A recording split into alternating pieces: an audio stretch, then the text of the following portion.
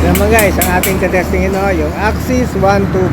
Maganda to mukhang pwede siya sa mga rough road, long ride, enduro. Yan, dual sport. Tawagin na natin, no? Maganda kanyang shot. Yan, dito na tayo sa bandang hindi pa ingat. Ayan, masabi ko isip sa Monarch Axis 125. Yan, basahin ko na. It's a stylish underbone motorcycle that is good for navigating city, streets, and short commutes. Yan, tama-tama to guys, no? Yan, it is a lightweight and fuel efficient. Make it easy to maneuver and motorcycle ride. It's modern retro design. Yan, tama-tama guys, no? Tapos, yan, tayo sa kanya mga specs at features, no? Here are some specs for the Monarch Axis 125 motorcycle. Fuel tank, 9 liters. Butatato ng lawag, pagutput. Wala Cavite. Design, modern retro style. Intended use for city, street, and short commutes on and off road.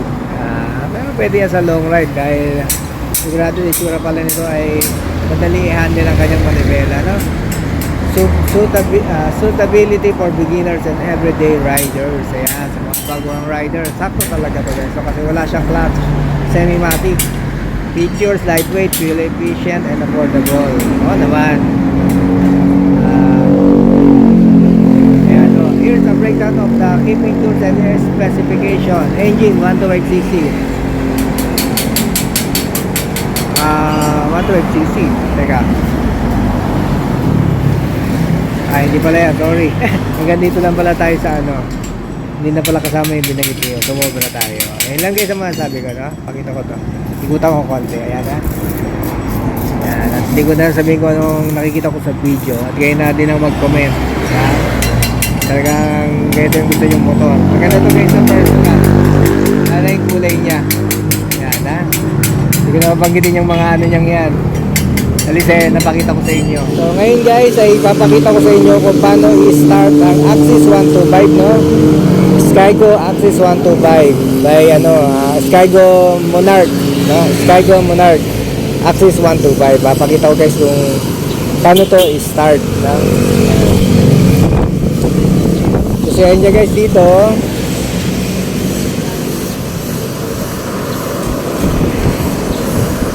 Ay. Ayan. Dito ang pakanan. Yan guys, tapos i-down nyo to.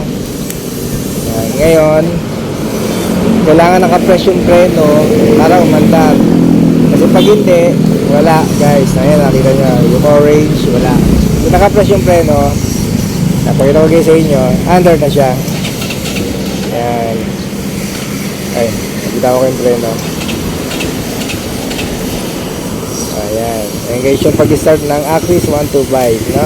Skygo. Ayan, okay na guys. Tapos, ayan.